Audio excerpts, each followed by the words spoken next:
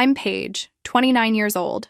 My mother's voice cuts through the phone like ice when she tells me, "We're not your babysitters, each one for themselves," while my 5-month-old baby burns with fever in my arms. The emergency room doors slide open as I balance my phone between my shoulder and ear, my son's tiny body radiating heat that makes my own blood run cold. "Mom, please, just pick up Tyler from school. I'm at the hospital right now." The fluorescent lights overhead buzz like angry insects while I sign admission forms with shaking hands. But she's already made her choice. The same choice she's been making for over a year while I quietly pay the $1,500 mortgage on her house. The house with the granite countertops and stainless steel appliances that my bank account funded while my own family lives paycheck to paycheck. Where are you watching from today?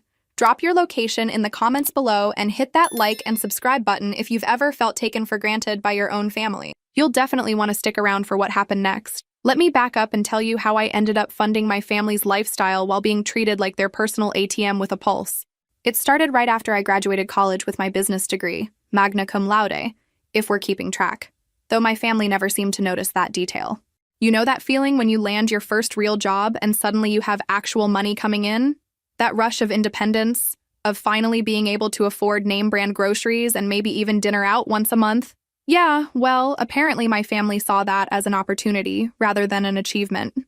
Within weeks of my first paycheck depositing into my brand new checking account, my mom started her campaign. It was subtle at first, those carefully timed sighs during family dinners, the way she'd stack bills prominently on the kitchen counter where everyone could see them, the casual mentions of how difficult things have been lately. Classic emotional manipulation disguised as sharing family concerns. "Your father's hours got cut again," she'd say over Sunday pot roast, shooting me these meaningful looks across our childhood dining table. "The bills just keep coming, and we're struggling to keep up with everything. The electric company sent another notice yesterday." She'd pause dramatically, letting the weight of their financial stress settle over the dinner conversation like a heavy blanket. Sometimes I wonder how we're going to make it through this rough patch. Of course, being the good daughter I was raised to be, the one who'd never caused problems, never rebelled, never questioned authority, I offered to help out here and there.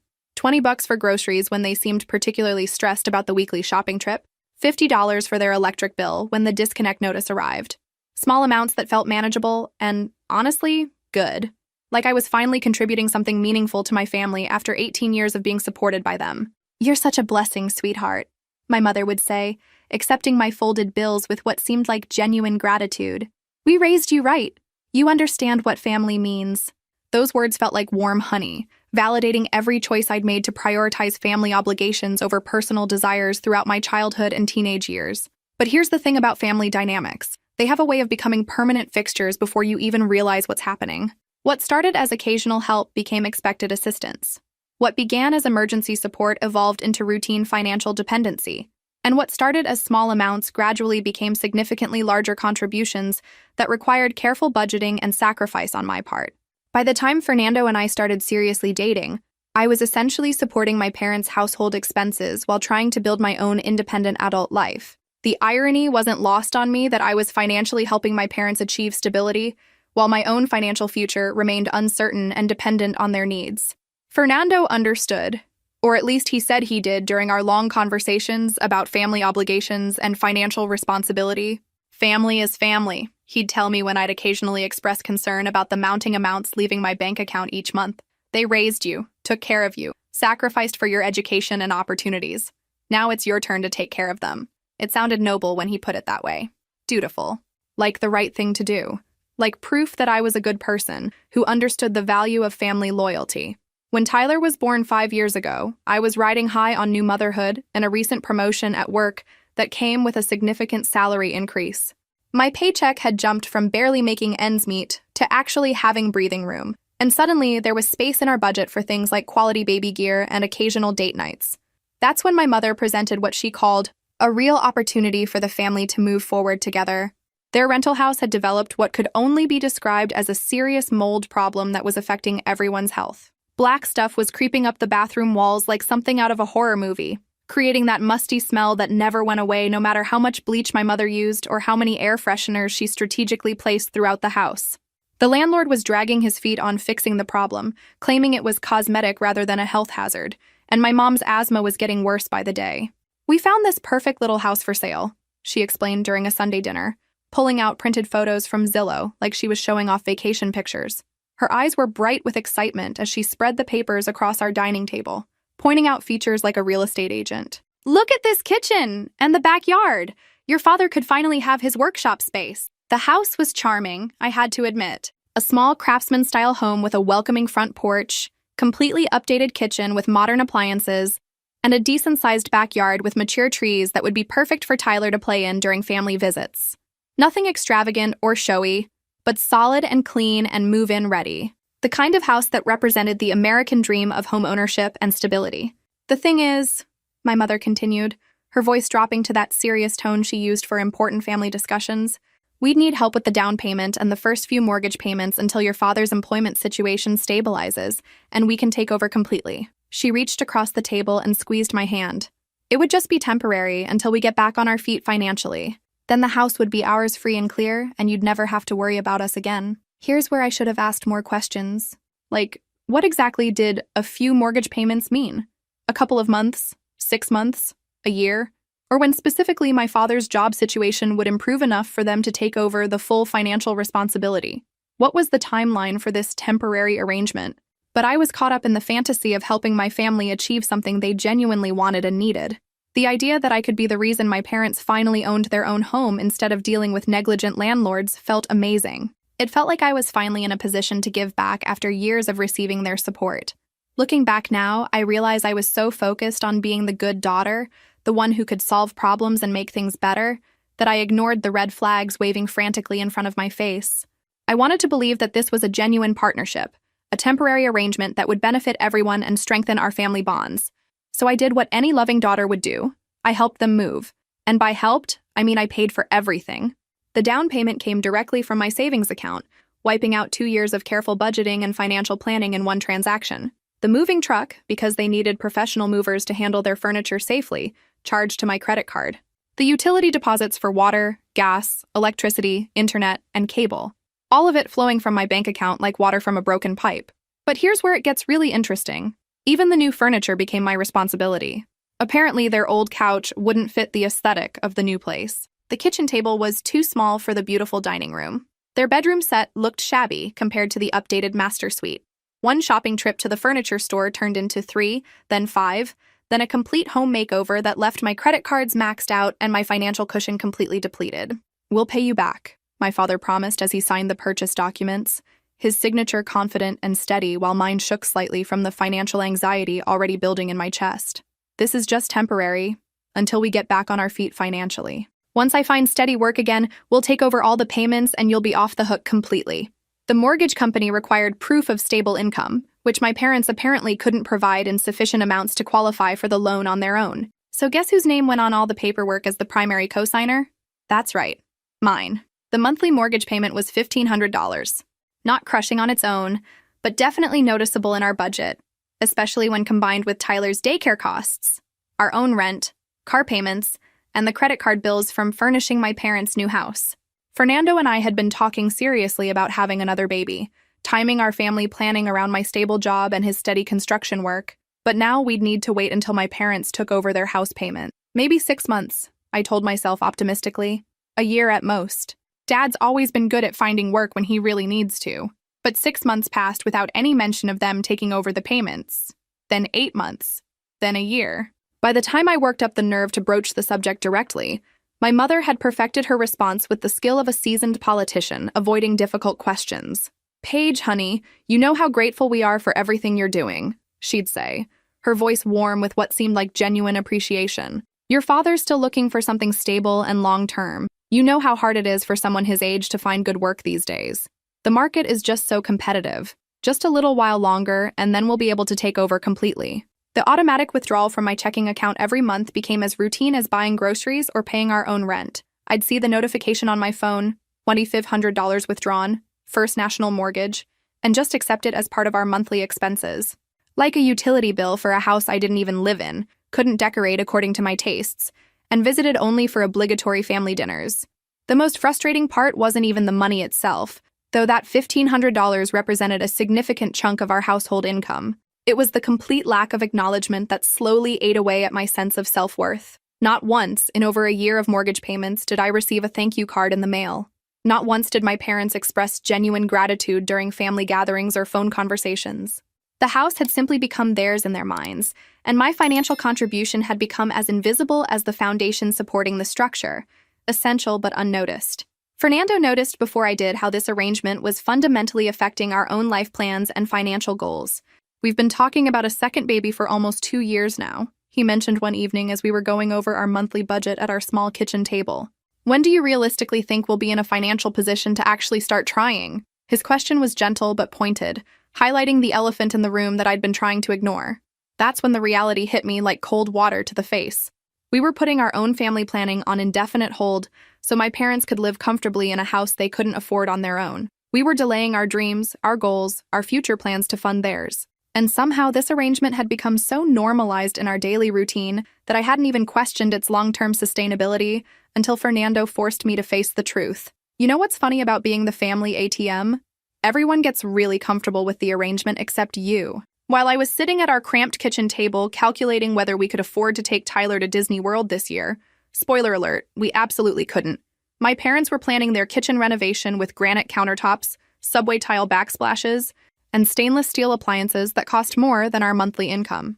It'll increase the home value significantly, my mother explained when she showed me the contractor estimates during one of our Sunday dinners. The papers were spread across her beautiful dining table like architectural blueprints for a mansion. We're thinking of adding a breakfast nook too, maybe expanding the pantry space. The kitchen is just begging for these improvements, and property values in this neighborhood are really taking off. I wanted to ask who this we included and whether I'd be financing this renovation too, but the words stuck in my throat like peanut butter. That's the problem with family obligations. They make you swallow questions you desperately need to be asking. You start second-guessing your own reasonable concerns because you don't want to appear selfish or ungrateful. Fernando had started making jokes about our 3-bedroom mortgage on a 2-bedroom budget. And honestly, his humor was the only thing keeping me sane some days. He wasn't wrong, though. Between Tyler's ever-increasing expenses, clothes he outgrew every few months, school supplies, birthday parties we couldn't afford to skip, and my parents' house payment, we were living paycheck to paycheck despite both of us having decent, stable jobs. The irony was painful. But whenever I'd mention maybe setting some boundaries around the financial arrangement, Fernando would give me that look. You know the one, part sympathy, part gentle discouragement, like I was being unreasonable for questioning something that was obviously the right thing to do. Paige, they're your parents, he'd say gently, using the same tone he used when explaining to Tyler why he couldn't have ice cream for breakfast. They took care of you for 18 years. They fed you, clothed you, put you through college. A couple more months of helping them won't kill us. Technically, he was right. It wouldn't literally kill us, but it was slowly suffocating our own future plans, strangling our dreams one monthly payment at a time. The worst part was how completely invisible my sacrifice had become in the day-to-day rhythm of family life. During family dinners at their beautiful new house, the house I was paying for, let's not forget that crucial detail, my parents would casually mention their latest purchases like they were reading items from a grocery list. A new smart TV for the living room because the old one was getting outdated. A garden shed for the backyard because they needed proper storage for their tools. A fancy coffee machine because we deserved to enjoy our morning routine in our golden years. Never once did they preface these announcements with, "Thanks to Paige's generosity, we can afford this." Never once did they acknowledge that their comfortable lifestyle was being directly subsidized by their daughter's family budget. It was like the money magically appeared in their account each month through some divine intervention. No questions asked, no gratitude required, no recognition necessary. Tyler, bless his brutally honest 5-year-old heart, started asking the kinds of questions that cut straight to the bone. Why is Grandma and Grandpa's house so much bigger and nicer than ours? He'd point out after our visits, his little face scrunched with genuine curiosity. They have a playroom and a guest room and a big backyard with swings. Why don't we have a playroom? Why don't we have swings? How do you explain to a kindergartner that Mommy and Daddy can't afford a bigger house because they're buying Grandma and Grandpa's house for them? How do you tell your child that his parents are essentially paying 2 mortgages on 1 income? You don't. You just smile and promise that maybe someday we'll have more space, knowing that someday keeps getting pushed further into the future with each passing month. But someday felt like a mirage in the desert, always visible on the horizon, but never actually reachable. Every time I transferred that $1,500, I watched our own dreams get pushed back another month. The second baby Fernando and I had been planning, indefinitely on hold. The family vacation Tyler kept asking about after hearing his classmates talk about their trips to beaches and theme parks? Maybe next year, sweetie. The emergency fund that every financial advisor says you absolutely must have? What emergency fund? Meanwhile, my mother started hosting elaborate dinner parties in her gorgeous dining room, complete with professional catering services and decorative touches that cost more than our monthly grocery budget. We just love entertaining in our home, she'd tell her friends, gesturing around the space like a proud homeowner who'd earned every square foot through hard work and careful saving. There's something so satisfying about having people over and showing off what we've accomplished. What we've accomplished. The phrase made my teeth clench every time I heard it. I started having this recurring nightmare where I was drowning in paperwork, mortgage statements, bank transfers, budget spreadsheets, credit card bills, while my family stood on the shore of a beautiful house, waving cheerfully but never throwing me a lifeline. I'd wake up feeling exhausted, like I'd been swimming upstream against a powerful current all night, never making progress toward any destination that mattered to me. The breaking point was building like pressure in a tea kettle, but I was too busy keeping everyone else comfortable to notice that I was about to explode. Have you ever experienced being taken for granted by the people you help most? Drop a comment below about a time when your kindness went completely unappreciated and unacknowledged. I'm starting to think this is more common than any of us want to admit. The breaking point was building long before that terrible phone call, but I was too busy keeping everyone else financially afloat to notice that I was slowly drowning. Fernando could see it, though. He'd watch me review our bank statements each month with this increasingly pinched expression, calculating and recalculating whether we could afford Tyler's upcoming school supplies, or if we needed to wait until the next paycheck to buy groceries, or whether fixing our car's squeaky brakes could be put off another month. You know this isn't sustainable long-term, right? He said one evening after I'd spent 20 minutes moving money between accounts, like I was playing some complicated shell game with our finances. We were sitting at our tiny kitchen table, the same table we'd bought when we first got married, the one we kept promising to replace once our finances loosened up. That promise was starting to feel like a joke. It's temporary, I said automatically, the words feeling stale and unconvincing in my mouth. Dad's been interviewing for that supervisor position at the factory downtown. Once he gets it, they'll be able to take over the mortgage completely, and we can get back to our normal budget. Even as I spoke, I could hear how hollow my own words sounded. How many times had I repeated this same hopeful script? Fernando looked at me like I was trying to convince myself of something we both knew wasn't true. His expression was gentle but tired. The look of someone who'd been watching his partner struggle and wanted to help but didn't know how. Paige, it's been 13 months. 13. At what point do we admit this arrangement isn't working for our family? He was absolutely right. And I hated him for being right because admitting he was right meant admitting so many other uncomfortable truths. It meant acknowledging that my parents had found their golden goose and had no real intention of looking for another solution. It meant recognizing that I'd been systematically played, manipulated into a financial arrangement that benefited everyone except my own nuclear family. But family guilt is a powerful drug, more addictive than anything you can buy on any street corner. Every time I considered having a serious, boundary-setting conversation with my parents about taking over their mortgage, I'd remember all the ways they'd supposedly sacrificed for me growing up. The dance lessons they'd somehow afforded when money was tight. The college application fees they'd paid without complaint. The used car they'd helped me buy when I turned 18 and needed transportation to my first real job. Except looking back with adult eyes and a more mature understanding of parental responsibilities, I realized their sacrifices had been pretty standard parental obligations. Dance lessons weren't exactly extravagant. Most middle-class parents managed to provide some kind of extracurricular activities for their children. College application fees are part of the expected cost of raising a child who's going to pursue higher education. Helping with a first car is something most parents do when they're financially able. And here I was, going above and beyond anything they'd ever done for me, while being treated like it was my obligation rather than my generous gift. The double standard was starting to make me feel physically sick to my stomach. The month before everything exploded, Tyler came home from kindergarten bouncing with excitement, clutching a crumpled field trip permission slip in his little fist. "We're going to the science museum," he announced, practically vibrating with anticipation. "Mrs. Peterson says we'll see real dinosaur bones and everything, and there's a planetarium where you can see all the stars and planets." The cost was $40 per student, 40 measly dollars. In the grand scheme of things, it should have been pocket change. But when I looked at our checking account balance after the mortgage payment had automatically withdrawn, after paying for daycare and groceries and utilities and car insurance, I had to tell my 5-year-old son that maybe he couldn't go on the field trip this time. "Why not, Mommy?" he asked, his little face scrunching with confusion and disappointment. "Sarah's mom said all the kids in our class are going. It's going to be so much fun. We're going to learn about space and dinosaurs and everything. I knelt down to his eye level, looking into those trusting brown eyes that expected me to be able to solve any problem, and tried to find words that wouldn't crush his spirit completely. Well, buddy, sometimes families have to make careful choices about how we spend our money. The field trip costs $40, and we need to make sure we have enough money for other important things first. That night, I cried in the shower until the water ran cold. Here I was, paying for my parents to live in comfort with their granite countertops and professional landscaping and fancy coffee machines, while my own child might miss out on a basic school experience because $40 was too much for our stretched budget. The absurdity and injustice of the situation hit me like a physical blow to the chest. Fernando found me the next morning at 5 a.m., hunched over my laptop at the kitchen table, researching second jobs online. "What are you doing?" he asked, squinting at the screen full of Indeed job listings. Indeed. Com was becoming my most frequently visited website, which was a depressing commentary on our financial situation.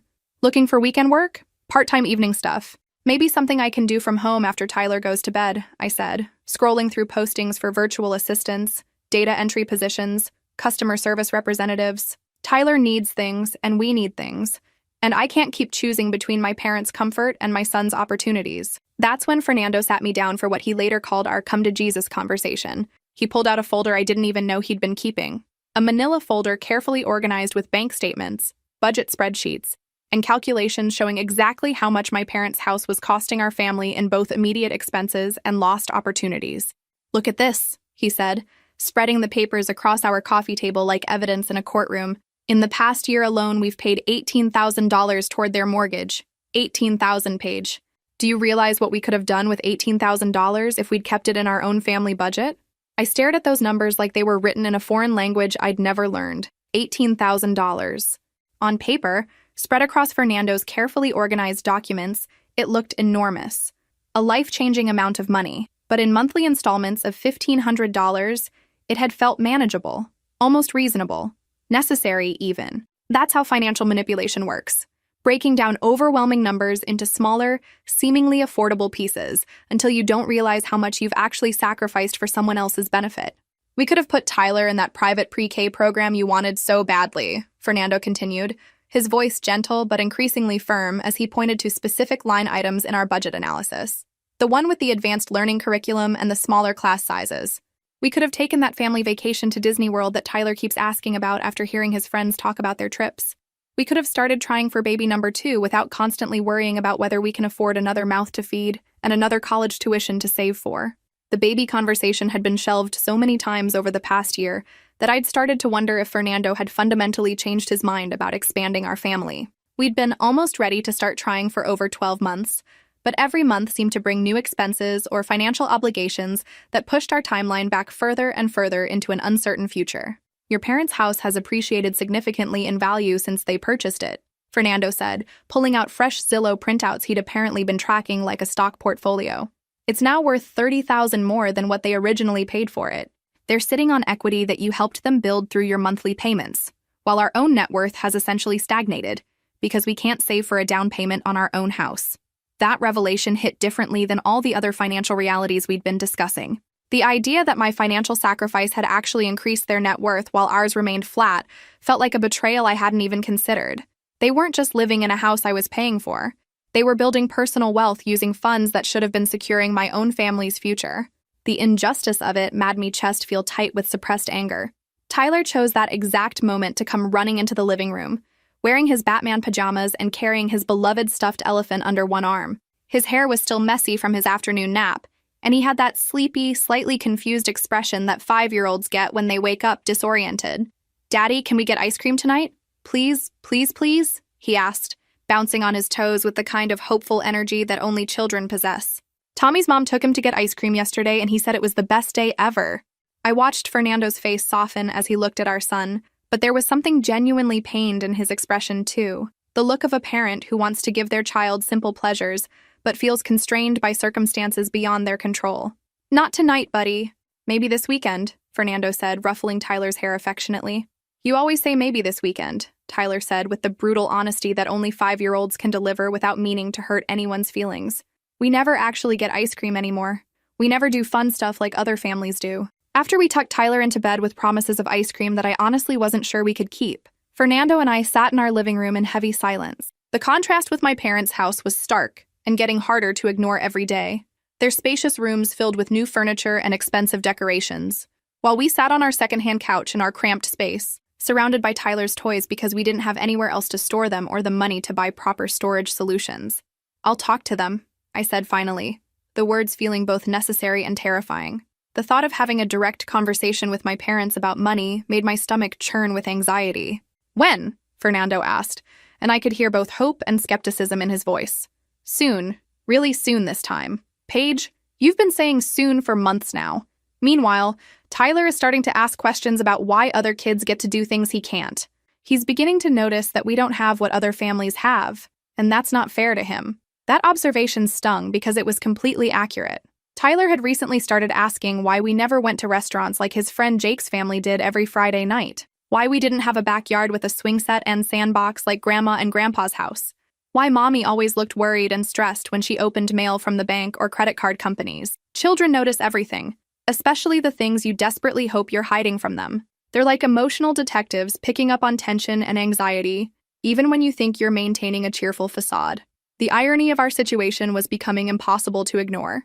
My parents were living their absolute best life in comfortable retirement, hosting dinner parties and planning home improvements, while my own child was learning to accept disappointment and financial limitation as normal parts of his everyday experience. They were enjoying the security and stability I was providing while my own family lived with constant financial anxiety and delayed dreams. But confronting family about money felt like navigating a minefield blindfolded. How do you tell the people who raised you that their financial dependence on you is actively hurting your ability to raise your own children? How do you set reasonable boundaries with people who've never acknowledged that boundaries might be necessary or appropriate? My mother had a particularly effective way of making any financial conversation about emotional guilt rather than practical logistics. "After everything we've done for you," was her favorite conversation starter when money topics arose. "All the sacrifices we made when you were growing up, all the opportunities we provided." Asif, 18 years of basic parenting created a lifetime debt that could never be fully paid or forgiven. The following weekend, we made our usual trip to my parents' house for Sunday dinner, and I watched Tyler play in their beautiful backyard with the professional landscaping and the expensive playset they'd installed for when the grandchildren visit. The irony wasn't lost on me that Tyler had access to a better play area at the house I was financially supporting than he did at his own home. What would you think if you discovered your family was building personal wealth with your money, while your own child had to go without basic childhood experiences? Let me know in the comments below. I'm curious if I'm overreacting, or if this situation is as unfair as it feels to me. Sunday dinners at my parents' house had become these elaborate theatrical productions where we all pretended everything was perfectly normal. My mother would serve multi-course meals in her gorgeous dining room, the one with the expensive chandelier and matching china cabinet, while I sat there mentally calculating whether we could afford to stop for gas on the way home. She'd launch into detailed discussions about her latest home improvement projects and the new seasonal decorations she'd ordered online, while I quietly reviewed our grocery list in my head to figure out what items we could skip this week to stay within our tight budget. But here's what I started noticing during those increasingly uncomfortable family gatherings. My mother's complete and consistent lack of genuine interest in Tyler and baby Marcus. Oh, she'd make the appropriate grandmotherly sounds and gestures when we first arrived, commenting on how much Tyler had grown or how cute Marcus looked in his little outfit. But within minutes, sometimes even seconds, she'd pivot back to discussing her own concerns and interests, as if my children were merely decorative objects rather than actual human beings deserving of attention and engagement. "Don't call me Grandma," she'd reminded Tyler for what felt like the 100th time when he'd accidentally slipped up the previous weekend. Her voice carried that sharp edge of irritation that suggested this correction was becoming a genuine annoyance for her. "I've told you repeatedly, it's Barbara. The name Grandma makes me feel ancient, and I'm far too young and vibrant to be called something so aging." Tyler had looked genuinely confused and a little hurt, glancing at me for guidance on how to navigate this strange family rule that seemed to exist nowhere else in his social world. Most kids his age couldn't imagine their grandparents being called anything but Grandma and Grandpa. It's such a fundamental part of the grandparent-grandchild relationship that my mother's rejection of the title felt like a rejection of the role itself. And honestly, looking back now, I think that's exactly what it was. Fernando noticed the emotional distance too, and he was less inclined than I was to make excuses for behavior that was obviously hurtful to our children. "She's really cold with Tyler and Marcus, isn't she?" he'd mentioned after one particularly awkward visit, where my mother had barely acknowledged baby Marcus, even when he'd reached his chubby little arms toward her from my lap, clearly wanting to be picked up and cuddled by his grandmother. That's just her personality, I'd said automatically, reciting the same excuse I'd been making for my mother's emotional unavailability since Tyler was born. She's not the warm and fuzzy type. Some people just aren't naturally affectionate with children. It doesn't mean she doesn't care about them. But watching her interact with my children while I funded her comfortable lifestyle was starting to feel fundamentally different than simply accepting her personality quirks. Here I was, making significant financial sacrifices to provide her with security and comfort, and she couldn't be bothered to engage meaningfully with the grandchildren whose college funds were being depleted to pay for her granite countertops and stainless steel appliances. The breaking point should have been obvious, building like storm clouds gathering on the horizon for months. But denial is an incredibly powerful psychological defense mechanism, especially when you've invested so much emotionally and financially in believing that a dysfunctional situation is actually normal and healthy. That particular Sunday in late fall, Tyler had been excited all week about showing Barbara the special art project he'd been working on at school. It was one of those adorable kindergarten masterpieces, a carefully constructed family tree made with construction paper leaves, each one labeled with a family member's name in his shaky 5-year-old handwriting. He'd spent extra time during art class adding decorative details and had even asked his teacher for extra leaves so he could include extended family members. "Look, Barbara," he said, practically vibrating with pride as he held up his artwork for her inspection. "I made our family tree. Mrs. Johnson helped me spell all the names correctly. That's you and Grandpa on this branch, and that's me and Mommy and Daddy and baby Marcus on this branch. See how I drew little faces on each leaf?" My mother glanced at the construction paper creation for exactly 2 seconds, before turning back to her conversation with Fernando about some neighborhood drama involving property line disputes and homeowner association politics. "That's nice, dear," she said dismissively, not even taking the paper from Tyler's outstretched hands or asking any follow-up questions about his creative process. I watched my 5-year-old's face transform from excited anticipation to confused disappointment, then finally to resignation. The light literally went out of his eyes as he realized that his grandmother, the woman whose house he was standing in, the woman whose comfortable lifestyle was made possible by his parents' financial sacrifice, couldn't spare 30 seconds to properly examine and appreciate his heartfelt artistic effort.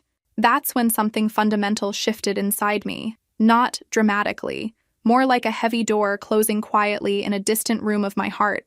I was paying for this woman's comfortable retirement, while she couldn't be bothered to show basic interest in her grandson's creative expression or emotional needs. Fernando saw the whole interaction unfold, and I caught the look of barely contained anger that crossed his face as he witnessed Tyler's obvious hurt. Without missing a beat, Fernando swooped in to provide the attention and validation that Barbara had withheld. "This is absolutely amazing, Tyler," Fernando said, examining every detail of the family tree with genuine enthusiasm. "I love how you use different colors for each family member. And look at all these decorative details you added. Can you tell me about this part here? And what about this special design you drew on Mommy's leaf?" Tyler's face immediately brightened as Fernando gave him the focused attention he'd been seeking. But I caught the meaningful look Fernando shot me over Tyler's head, a look that clearly communicated we both knew something was seriously wrong with this family dynamic. That evening, after we'd returned to our modest house with its secondhand furniture and cramped rooms, Tyler asked the question that shattered my heart into a million pieces. "Why doesn't Barbara like my pictures, Mommy? Did I do something wrong?" How do you explain emotional neglect to a 5-year-old child? How do you tell your innocent, loving child that some adults are simply incapable of showing appropriate interest in children, even their own grandchildren? How do you protect a child's sense of self-worth when the adults who should be celebrating their existence are treating them like inconveniences? You don't. You just hold them a little tighter and promise yourself that you'll do better, that you'll protect them from people who can't appreciate how precious and deserving of love they are. But lying in bed that night, I couldn't stop thinking about the contrast. My mother, living comfortably in a house I was providing, couldn't be bothered to engage with the grandchildren whose college funds were being depleted to pay her mortgage. The warning signs were everywhere, but I'd become an expert at explaining them away. Like the time my mother forgot Tyler's 6th birthday completely. Not a card, not a phone call, nothing. When I mentioned it during our next conversation, she acted annoyed that I'd brought it up. "You know how bad I am with dates?" she said, as if forgetting your grandchild's birthday was a quirky personality trait rather than basic neglect. "Besides, you never told me what he wanted anyway." Except, I had told her. 3 weeks beforehand, I'd specifically mentioned that Tyler was hoping for a bike. I'd even sent her a link to one at Target that was on sale. But apparently asking her to remember her grandson's birthday while I paid her mortgage was too much to expect. Fernando was getting less diplomatic about the situation. She forgot his birthday but remembered to buy herself that expensive coffee machine the same week, he pointed out. Her priorities are pretty clear. What do you think about grandparents who take financial help but can't be bothered to remember their grandchildren's birthdays? Share your thoughts below. The pattern became impossible to ignore once I started looking for it. Family events where Tyler and Marcus were treated like background noise, while my mother focused entirely on adult conversations. Holidays where she'd complain about the noise when the boys were just being normal kids.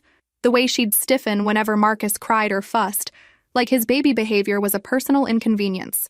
Some people just aren't natural with children, I told myself. That doesn't make her a bad person. But combined with her financial dependence on our family, her emotional distance started feeling less like a personality quirk and more like selfishness. The month before everything exploded, Marcus had started walking. Anyone with grandchildren knows this is supposed to be a major milestone, worth celebrating and documenting. When I called to share the exciting news, my mother's response was lukewarm at best. That's nice, dear. Listen, I wanted to talk to you about the water heater. It's making strange noises, and I think it might need to be replaced soon. Even my baby's first steps took a backseat to discussing household maintenance for the house I was paying for. The house where she lived comfortably while showing minimal interest in the grandchildren whose future I was funding. Fernando started making comments about how different things were when we visited his parents. His mother would drop everything to get on the floor and play with Tyler. His father would spend hours pushing Marcus on the baby swing they'd installed specifically for our visits. The contrast was stark and painful. Maybe we should start spending more Sunday afternoons with my parents, Fernando suggested. Tyler always comes home happier from their house. He was right. Tyler would talk for hours about the activities Grandma Rosa had planned, or the stories Grandpa Miguel had told him. Their attention was focused and genuine, unlike the distracted tolerance he received from my mother. But admitting that my parents weren't good grandparents felt like admitting I'd been wrong about so many things. If they couldn't be bothered to engage with Tyler and Marcus, what did that say about the sacrifices I was making for them? If they could ignore their own grandchildren's milestones while accepting our financial support, what did that say about their character? The cognitive dissonance was exhausting. I was funding the comfortable retirement of people who treated my children like minor inconveniences. I was sacrificing my family's financial stability for people who couldn't remember a birthday or celebrate a first step. Looking back, I should have seen the phone call coming. Should have recognized that someone who couldn't show basic interest in her grandchildren wouldn't suddenly become helpful in a crisis. But denial runs deep, especially when you've spent years making excuses for someone's behavior. The stage was set for the moment that would change everything. All it took was one emergency to reveal exactly how much my sacrifices had meant to the people I was sacrificing for. Tuesday morning started like any other day in our chaotic household. Fernando left for work at his construction site 2 hours away. Tyler was getting ready for kindergarten, and baby Marcus was babbling in his high chair while I tried to convince him that mashed bananas were actually delicious. If you've ever had young children, you know how quickly normal can become catastrophic. 1 minute everything's fine, the next minute you're in full crisis mode wondering how life went sideways so fast. It was around 10 in the morning when I first noticed Marcus felt warm. Not unusual. Babies run hot sometimes, especially when they're teething. But by noon, that warmth had become genuine fever. By 2 o'clock, I was genuinely worried. When I took his temperature and saw 102.8 degrees, my stomach dropped. Marcus was only 5 months old. Fevers in babies that young aren't something you wait out or treat with baby Tylenol. They're something you take seriously and handle immediately. I called Fernando first, but he was at a job site with spotty cell service. The call went straight to voicemail, and I knew from experience it might be hours before he could check messages. His construction crew was working on a tight deadline for a commercial building project, and the foreman didn't allow personal calls during work hours. Tyler's school was supposed to end at 3:15. It was now 2:30, and I needed to get Marcus to the emergency room immediately. His fever was climbing, and he'd become listless in that way that makes every parental alarm bell go off at once. This is where the family support system was supposed to kick in. You know, grandparents who live 4 blocks from your child's school and could easily pick him up in an emergency. Grandparents whose mortgage you've been paying for over a year, creating a comfortable life for them with the understanding that family helps family. I strapped Marcus into his car seat, his little body radiating heat that made my hands shake as I buckled the safety harness. He wasn't crying anymore, which somehow felt worse than if he'd been screaming. Sick babies who go quiet are babies who need immediate medical attention. The drive to the hospital felt like it took forever, though it was probably only 15 minutes. Marcus dozed fitfully in his car seat while I spoke soothing words I wasn't sure he could hear. "It's okay, baby. Mommy's going to make sure you're okay. The doctors will know what to do." At a red light, I pulled out my phone and called my mother. She answered on the third ring, her voice cheerful and relaxed. Hi, sweetie. What's going on? Mom, I'm on my way to the emergency room with Marcus. His fever is really high and I need to get him seen immediately. Can you please pick up Tyler from school? You're only 4 blocks away from his elementary school. The pause that followed lasted maybe 3 seconds, but it felt like an eternity. When she finally spoke, her voice had gone completely cold. Paige, we've talked about this before. I'm not a babysitter. Each one for themselves. I sat there at that red light, my 5-month-old baby burning with fever in the back seat, and tried to process what I'd just heard. Each one for themselves. From the woman whose mortgage I'd been paying for 13 months. From the grandmother of the child I needed help protecting. Mom, this isn't babysitting, this is an emergency. Marcus is really sick and I just need you to pick Tyler up from school so I can focus on getting medical care for the baby. That's not my responsibility, she replied flatly. You chose to have children. Dealing with their problems is your job, not mine. The light turned green. Cars behind me honked, but I couldn't move. I sat there absorbing the reality of what my mother had just said. In my moment of genuine crisis, when I needed family support most, she'd chosen to remind me that I was on my own. I have to go, I managed to say. My baby needs medical attention. I hung up and called my neighbor Sarah, a woman I barely knew beyond friendly waves across the fence. She answered immediately and didn't hesitate for even a second. Of course I'll pick up Tyler, she said. Don't even worry about it. Take care of that sweet baby. Tyler can stay here as long as you need. The emergency room was controlled chaos. That special kind of organized madness that happens when medical professionals are dealing with multiple crises simultaneously. I checked Marcus in at the triage desk, his fever now at 103.1 degrees, and tried to stay calm while explaining his symptoms to the nurse. 5 months old with a high fever, she noted, immediately flagging our case as urgent. We'll get him back to a room right away. Babies this age don't mess around with fevers. Within minutes, we were in a small examination room where a pediatric emergency physician began checking Marcus over. Blood draws, temperature monitoring, checking for signs of serious infection. The works. All I could do was hold my baby's tiny hand and watch medical professionals work to figure out what was wrong. My phone buzzed with a text from Sarah. Picked up Tyler. He's having a snack and doing homework. Don't rush. We're fine here.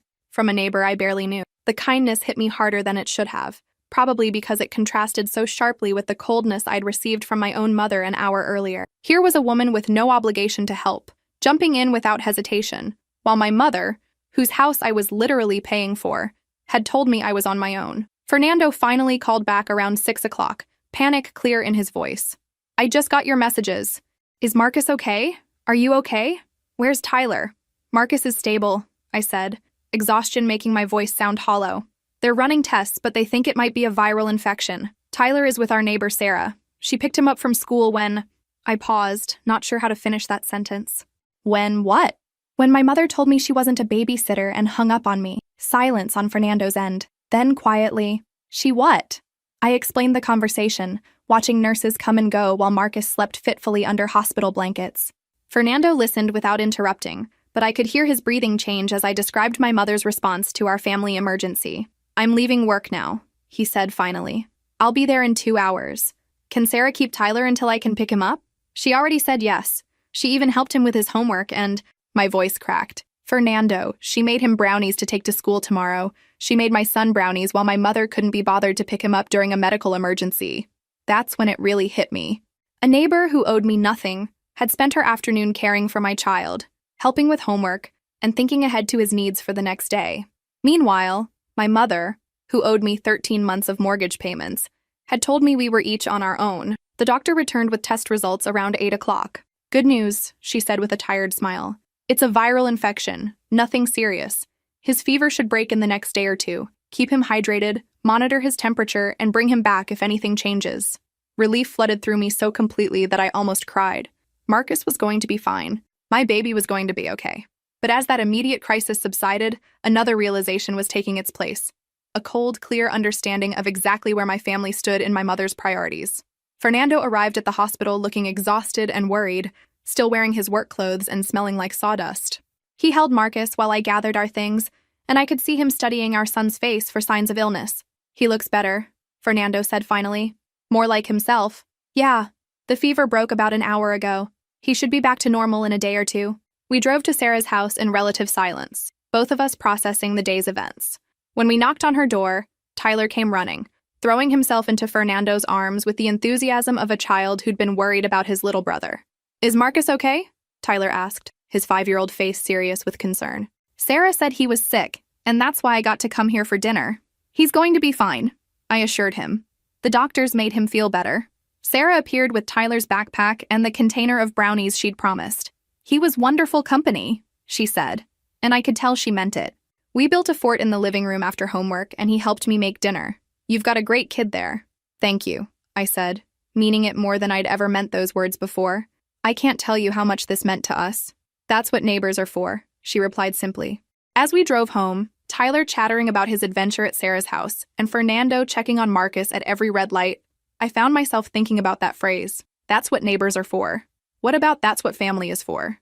Apparently, that didn't apply when your family had decided you were on your own. That night, after Tyler was asleep and Marcus was resting comfortably, I sat at our kitchen table with our bank statements spread in front of me. Fernando joined me with 2 cups of coffee, and we stared at the numbers in silence. 13 months of mortgage payments. $18,000. All of it flowing to people who couldn't be bothered to help during our family's crisis. "What are you thinking?" Fernando asked quietly. I looked at him across our small kitchen table, in our modest house, thinking about our neighbor's kindness and my mother's coldness. "I'm thinking," I said slowly, "that it's time to let my family learn what each one for themselves actually means." I spent the rest of that night awake, not because Marcus needed monitoring. He was sleeping peacefully and his fever had broken completely, but because my mind wouldn't stop replaying the events of the day. Every time I closed my eyes, I heard my mother's voice. "Each one for themselves." The phrase kept echoing in my head like a slogan I couldn't shake. Here I was, lying in my modest bedroom in my small house, having spent the evening in an emergency room with my sick baby, while my mother slept comfortably in the house I was paying for. The house she could afford because I had chosen to put family first, until the moment when I needed family to put me first. Fernando was awake too. I could tell by his breathing that he was staring at the ceiling just like I was, probably processing the same bitter realization that had been building for months but had crystallized completely today. "You're going to cancel the mortgage payments, aren't you?" he said quietly into the darkness. "I think I have to. I think you do too." We lay there in silence for a while longer, and I thought about Sarah's kindness, how she'd dropped everything to help a neighbor in crisis, how she'd fed my son dinner and helped with homework and thought ahead to pack him brownies for school, how she'd done all of this for a family she barely knew, asking for nothing in return except the knowledge that she'd helped when help was needed. The contrast was so stark it felt almost comical. My neighbor, who owed me nothing, had spent her entire afternoon caring for my family. My mother, who owed me over $18,000, couldn't spare 20 minutes to pick up her grandson from school. At 7 in the morning, I called the bank. "First National Mortgage, this is Jennifer. How can I help you?" "Hi, this is Paige Wilson. I need to remove the automatic payment authorization from my checking account for mortgage loan number." I read off the account number I'd memorized from months of reviewing statements. "Can I ask the reason for the payment modification?" I paused, thinking about how to explain that the people I'd been financially supporting had just demonstrated exactly how little my family meant to them. "The borrowers are ready to take over their own payments," I said finally. It seemed like the most diplomatic way to phrase it. "I'll need to notify the primary borrowers of this change," Jennifer explained. "They'll receive a call later today to arrange new payment methods." "I understand. Is there anything else I can help you with today?" "No, that covers everything. Thank you." I hung up and sat in our kitchen, drinking coffee and watching Marcus play happily in his bouncy seat. His fever was completely gone, and he was back to his normal, cheerful self, babbling at his toys and kicking his little legs with enthusiasm. The crisis had passed, but the clarity it had provided remained. Tyler bounded into the kitchen around 8, full of excitement about the brownies Sarah had made for his school lunch. "Mom, can we make brownies sometime? Sarah showed me how, and it looks really fun." "Absolutely," I said, realizing it was something we should have been doing all along instead of stretching our budget to cover other people's comfort. Fernando left for work with a kiss and a meaningful look. "Let me know how today goes," he said quietly, and I knew he meant the inevitable phone calls from my parents when the bank contacted them. I didn't have to wait long. My phone rang at 10:47 a.m. "Paige, what the hell is going on?" My mother's voice was sharp with panic. "The bank just called and said you canceled the mortgage payments. They want to know how we're going to pay going forward." I took a deep breath, surprised by how calm I felt. "Each one for themselves, Mom. Remember?" Silence. Then, "What does that mean? What are you talking about?" "Yesterday, when I called you because my baby was burning up with fever and I needed help getting Tyler from school, You told me you weren't a babysitter and that it was each one for themselves. So I figured you'd want to handle your own mortgage payments too. The silence on the other end of the phone stretched so long I wondered if the call had dropped completely. When my mother finally spoke, her voice had that dangerous edge I remembered from childhood, the tone that meant someone was about to get in serious trouble and face consequences they wouldn't soon forget. You cannot be serious right now, Paige. You're throwing a childish tantrum because I couldn't drop everything to help with your childcare emergency? Are you kidding me right now? The fact that she was calling Marcus's genuine medical emergency a childcare issue told me everything I needed to know about how she viewed the situation. In her mind, my sick baby was an inconvenience that should have been my problem alone, but her mortgage was somehow a sacred family obligation that I had no right to question. I'm not throwing a tantrum, I said calmly, surprised by how steady my voice sounded. I'm simply taking your advice about family responsibilities. You said each one for themselves, so I'm applying that philosophy consistently to our financial arrangement. That's completely different, and you know it, she snapped, her voice rising to that pitch that meant she was losing control of the conversation. How is it different? Yesterday you told me that dealing with my children's problems was my job, not yours. Today I'm telling you that dealing with your mortgage payments is your job, not mine. It seems perfectly consistent to me. I could hear my father in the background, asking what was happening, followed by muffled conversation as my mother covered the phone to fill him in on this latest family crisis. When she came back on the line, her tone had shifted to the manipulative sweetness she used when she wanted something, the voice she'd perfected over decades of getting her way through emotional manipulation. Honey, I think there's been a serious misunderstanding here. Yesterday was just... I was having a particularly bad day, and I spoke more harshly than I intended. You know I love Tyler and Marcus with all my heart. I just wasn't thinking clearly when you called. I was overwhelmed with my own stress and problems. Mom, you've never picked them up from school. Not once in 5 years. You've never babysat them. Not even for an hour when Fernando and I needed a date night. You forgot Tyler's birthday completely last month. You can't even remember Marcus's middle name. This wasn't about having one bad day. This was about showing me exactly where your priorities lie when push comes to shove. That's not fair, Paige. You know I'm not naturally good with children. That doesn't mean I don't care about them deeply. Some people just aren't the hands-on grandparent type, and that's okay. There are different ways to show love and support. Maybe that's true, but it does mean I shouldn't be expected to prioritize your comfort and financial security over my own family's stability and future.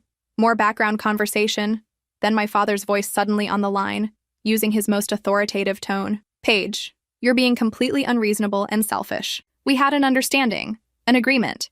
You can't just pull the rug out from under us like this without warning. What agreement was that, Dad?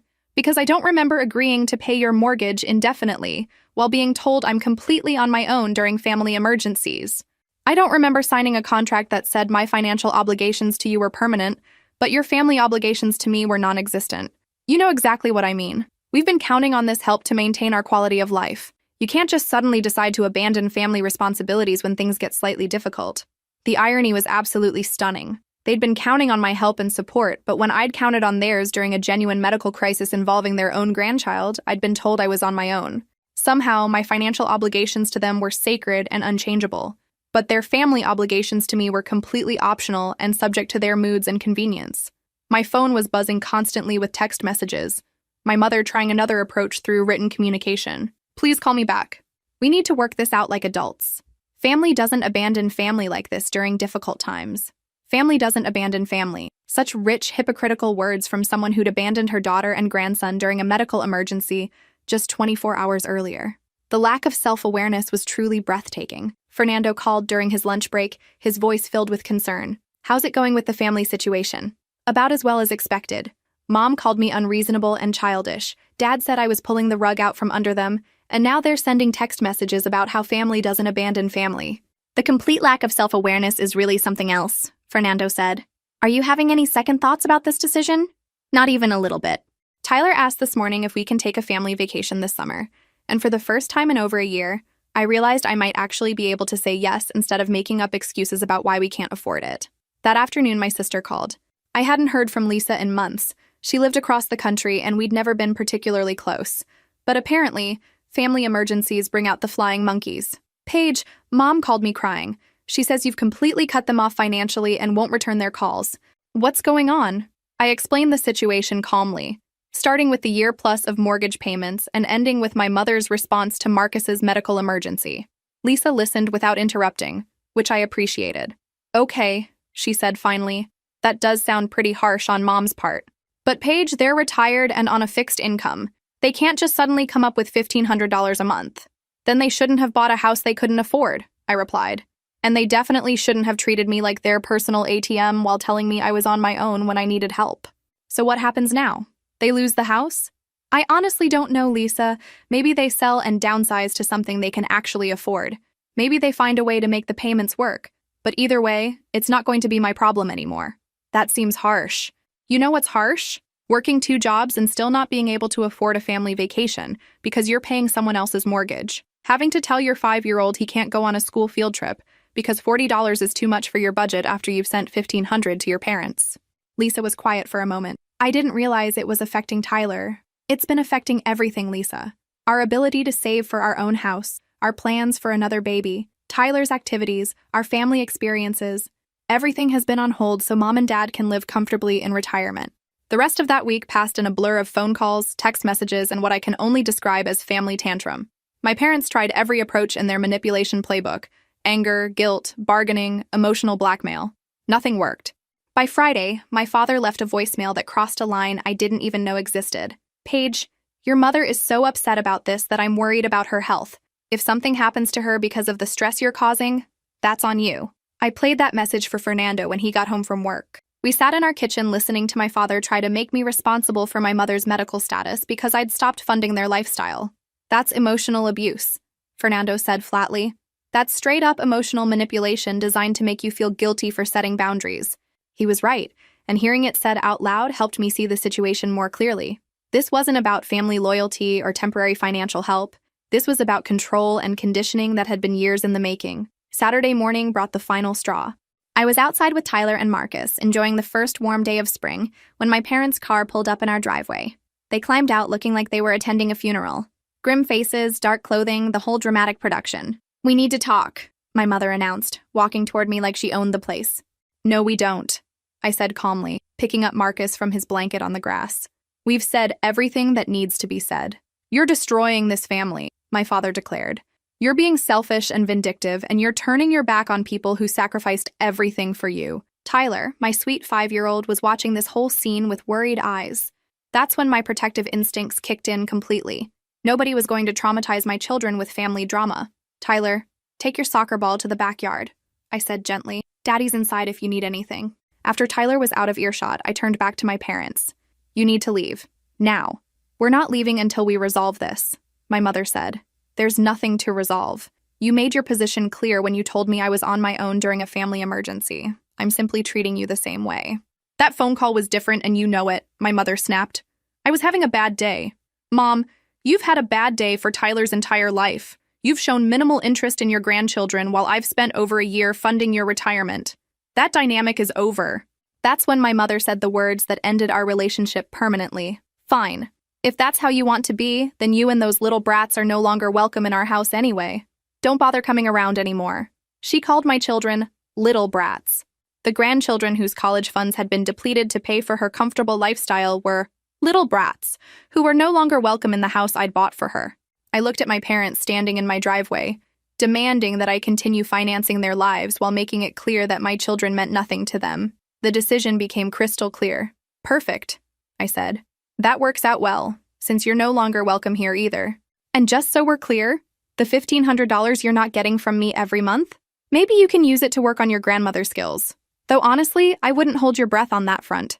They left in a huff, my mother making dramatic statements about how I'd regret this decision and how family comes first, the same woman who'd just told me my children weren't welcome in her home. That afternoon, I called Sarah and invited her family over for dinner. Not to vent about my family drama, but because I wanted Tyler and Marcus to see what healthy relationships looked like. I wanted them to understand that kindness and generosity should flow both ways. We grilled burgers in our small backyard. While Tyler and Sarah's daughter played on the swing set Fernando had finally been able to afford and install now that our budget had opened up. Marcus crawled around on a blanket, babbling happily while Sarah's husband helped Fernando with some home improvement project they'd been planning. This is what family is supposed to feel like, I realized. Reciprocal. Supportive. Genuine. People who show up because they care, not because they want something. Fernando found me later that evening, sitting on our front porch and watching the sunset. "How are you feeling about everything?" "Relieved," I said, surprising myself with how true that was.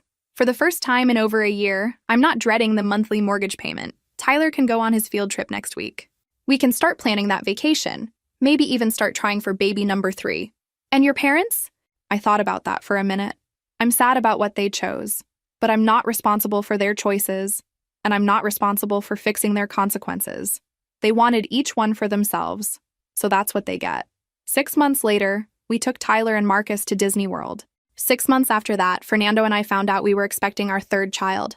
Sarah and her family became our chosen family. The grandparents our children deserved, the support system we'd needed all along. My parents?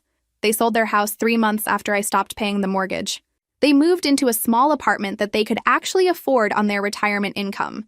I heard through my sister that they complained constantly about their ungrateful daughter, who'd abandoned them in their time of need. I never responded to those messages. Some bridges burn for good reasons, and some distance is necessary for healing. My children deserved better than grandparents who saw them as burdens, and my family deserved better than being treated like an ATM. If this story resonated with you, make sure to like and subscribe for more stories about standing up for yourself and setting healthy boundaries. Sometimes the family you choose is more important than the family you're born into.